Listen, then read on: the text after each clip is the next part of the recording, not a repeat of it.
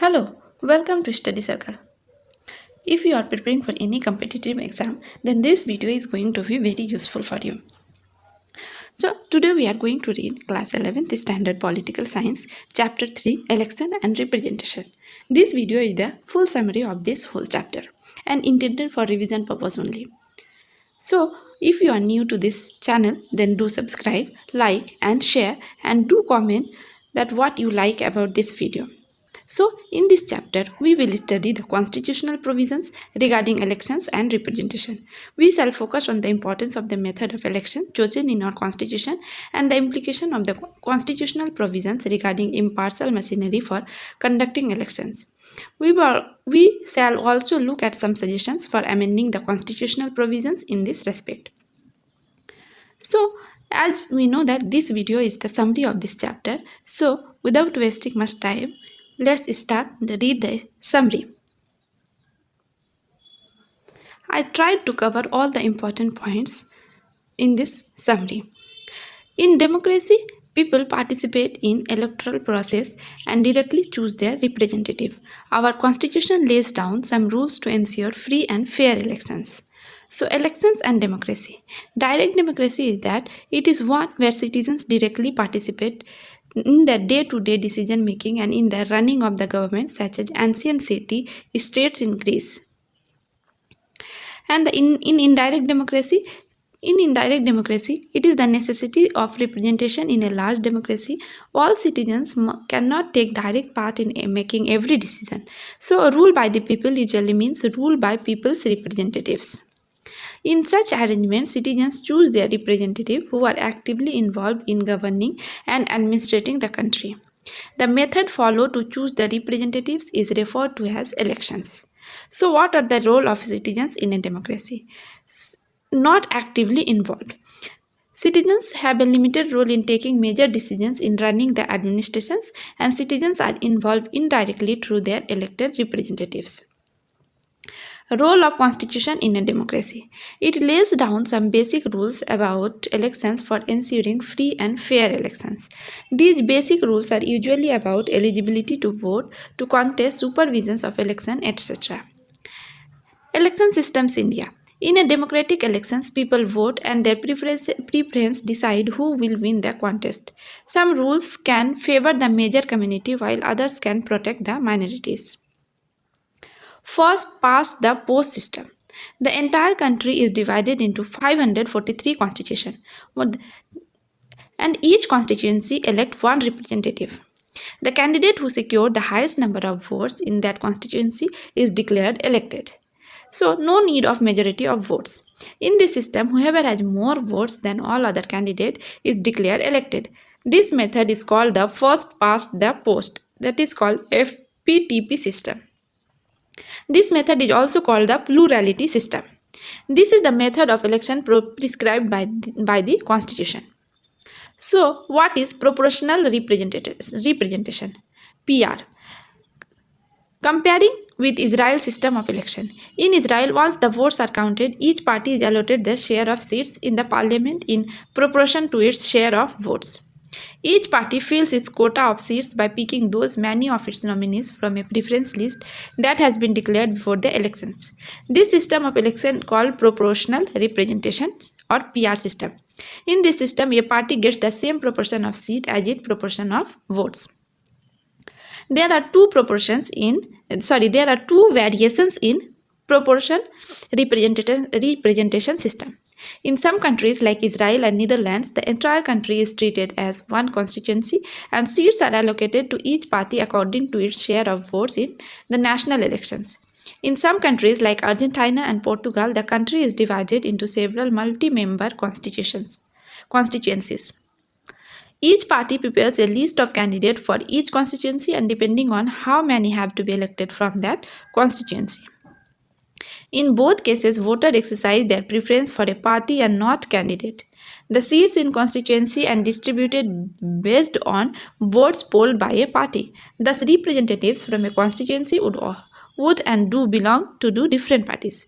But in India have adopted PR system on limited scale for their indirect elections. The constitution prescribed a third and complex variations of the PR systems for the election of president, vice president, and for the election of Rajya Sabha and Vidhan Parishads. PR systems in Rajya Sabha elections. It follows a third variant of PR, the single transferable vote system, that is called STB. In every state has a specific quota of seats in Rajya Sabha. The members are elected by the respective state legislative assemblies.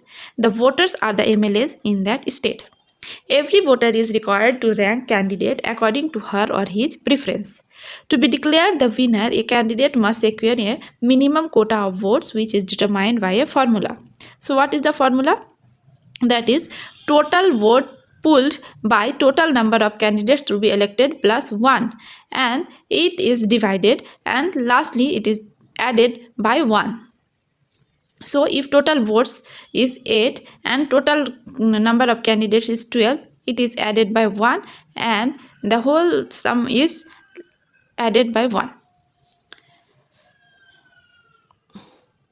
Votes are counted based on first preference votes secured by each candidate, that is, of which the candidate has secured the first preference votes.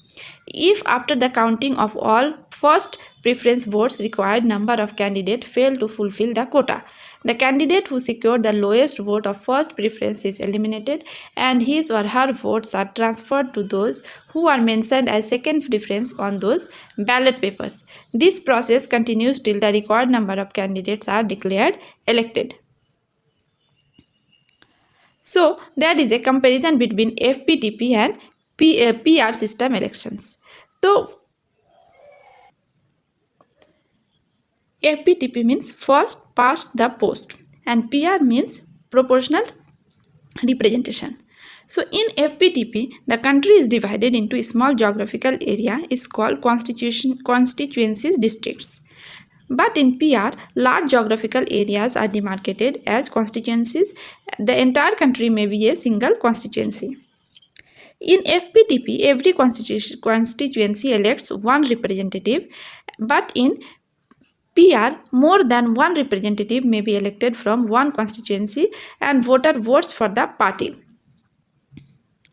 In FPTP, voter votes for candidate and a party may get more seats than votes in legislature. In FPTP, candidate who wins election may not get majority but 500 out of 0 plus 1 votes. And the example of FPTP is UK and India. But in PR, every party gets seats in the legislatures in proportion to the percentage of votes that it gets. And the candidates who wins the elections gets a majority of votes. For example, Israel, Netherlands, etc.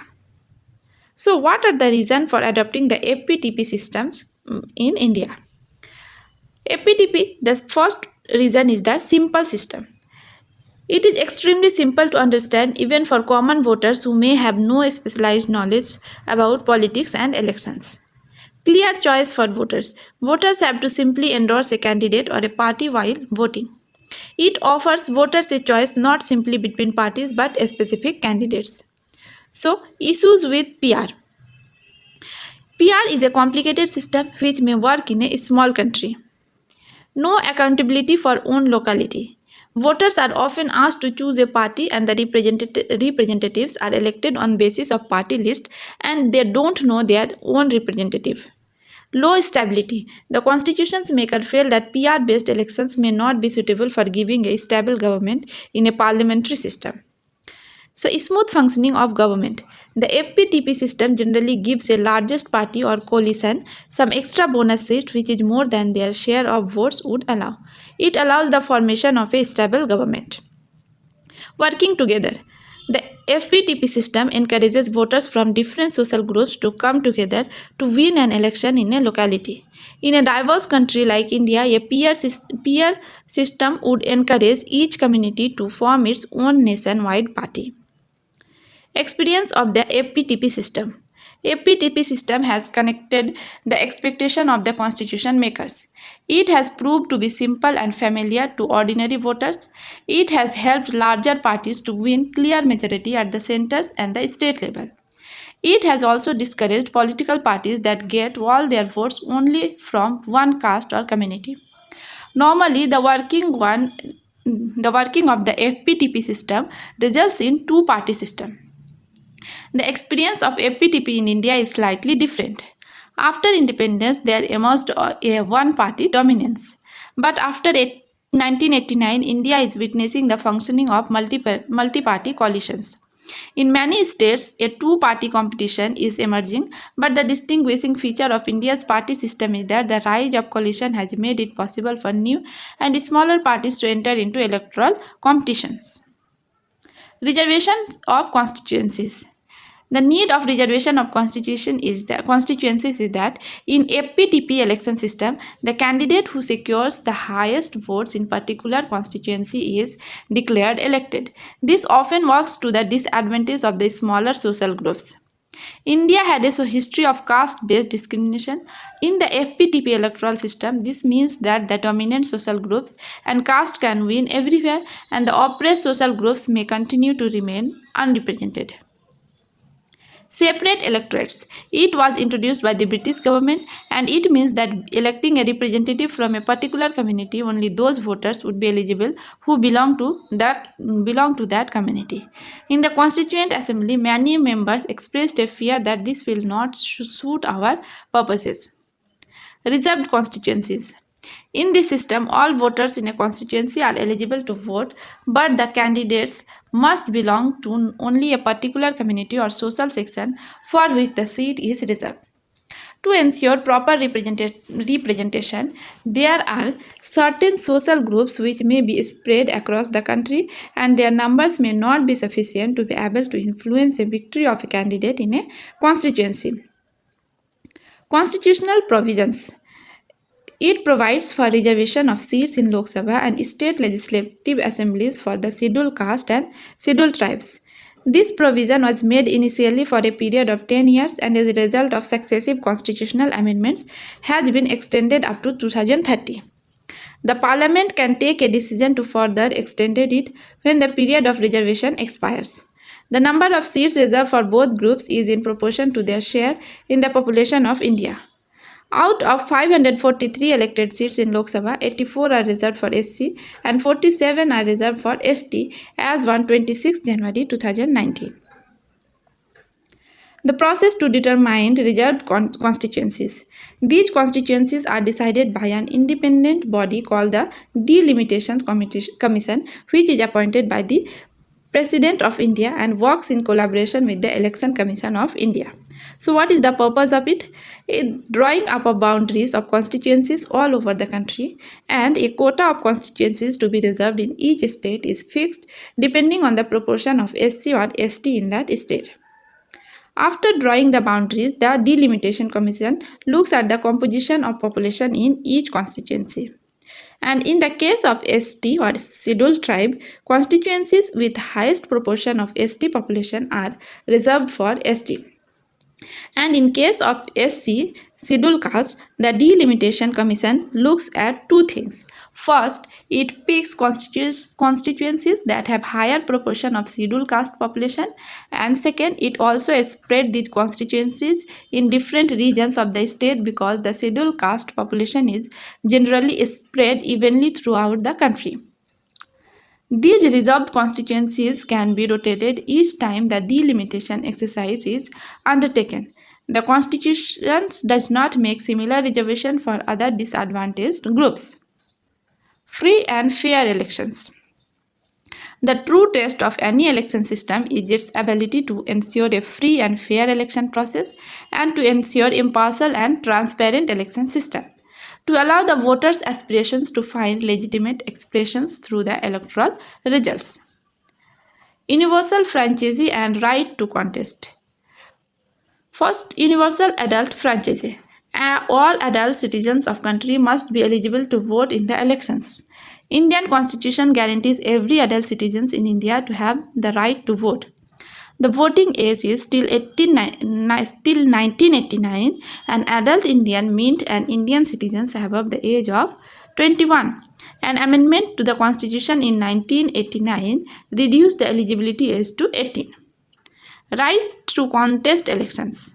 All citizens have the right to stand for elections. All citizens have the right to stand for elections, and different minimum age requirements for contesting elections is that, for example, a candidate must be at least 25-year-old for standing in Lok Sabha or Assembly elections. There are some legal restrictions also. A person who has undergone imprisonment for 2 or more years or some offense is disqualified from contesting elections. It has no restrictions of income, education, or class or gender. Independent Elections Commission. It has been made to supervise and conduct elections and ensuring the free and fair election system. First, the constitutional provisions.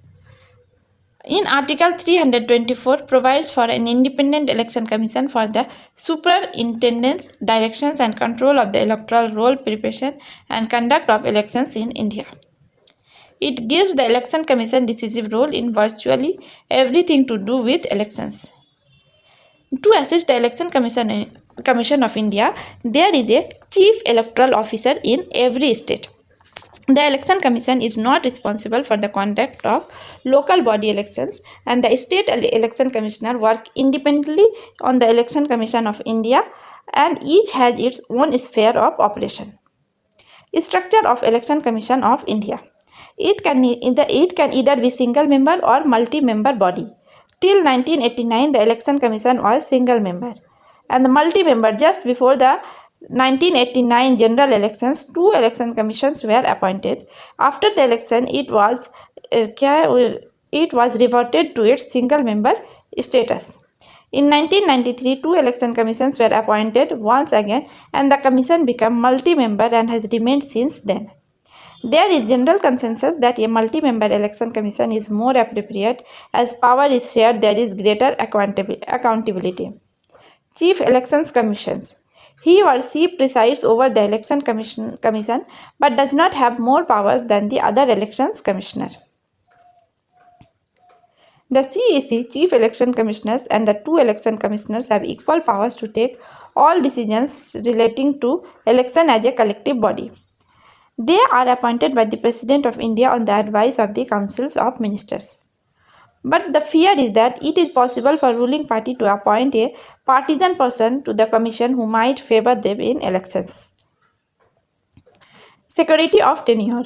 The constitutions ensure that security of the tenure of the CEC and election commissions. They are appointed for 6 years terms or continue till the age of 65, whichever is earlier.